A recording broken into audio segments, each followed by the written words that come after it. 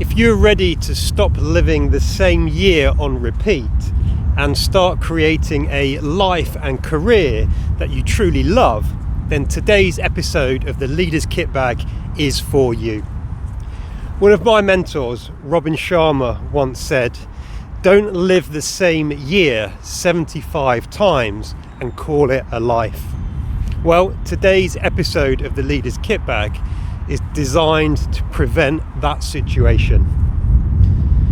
Hey, I'm Ben Morton. I'm a leadership trainer, executive coach and keynote speaker, and everything I do is designed to help create a world where people can go to work feeling inspired to give their best, whilst going home to their loved ones at the end of each day feeling recognised for what they do and appreciated for who they are. So, to today's episode of the Leader's Kitbag, which is designed to help you create this life and career that you love. In order to do this, I've got 4 simple questions that I want you to think about and reflect on deeply. And I encourage you to do this with intentionality and very actively.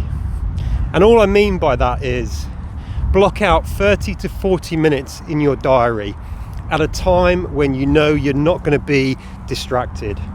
Do all you can to block out those distractions, turn off all your notifications, and then grab a nice pad or journal and pen and write down your thoughts, answers and insights based on the 4 questions I'm going to share with you right now. So the first question is simply about identifying the things that you want to continue doing in the year ahead. So here's the question. Thinking about the past 12 months, what are all of the activities, routines, or behaviours that have served you well that you want to continue doing or do more of in the coming year? An example might be not drinking alcohol from Sunday night through to Thursday night. The second question is about identifying the things that you want to stop doing or let go of. So here's the question.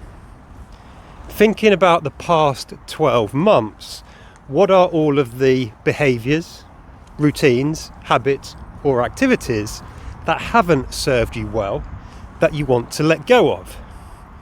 For example, it might be trying to please everybody and overcommitting to activities, tasks, events that deplete your energy.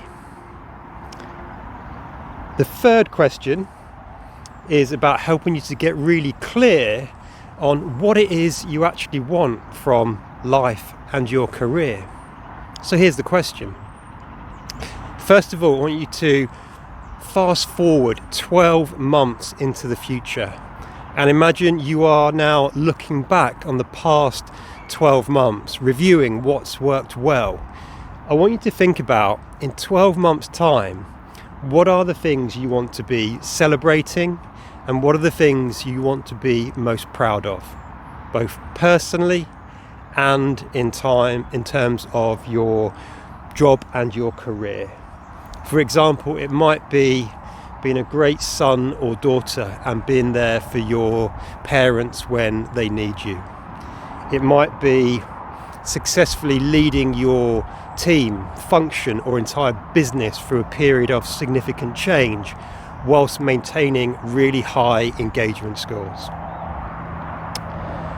And then the fourth and final question is really about pausing to very carefully plan your own personal and professional development. You may be lucky enough to be in an organisation that invests heavily in its people's development, and that's great. But at the end of the day, we always have to take absolute accountability for our own personal and professional development. The buck with that one really does stop with us. So, based on the future you've envisioned for yourself and what you want to be celebrating in 12 months' time. What are the things in terms of personal and professional development that you both want and need to be focusing on? For example, it might be you really know you need to start mastering delegation so you can empower your team more and remove yourself as the bottleneck in your own team function or business. Or maybe it's you really need to work on your emotional intelligence. So that's it for this episode of the Leader's Kitbag. As always, I hope it's been useful. Look after yourself. Look after those you've got the privilege and responsibility to lead.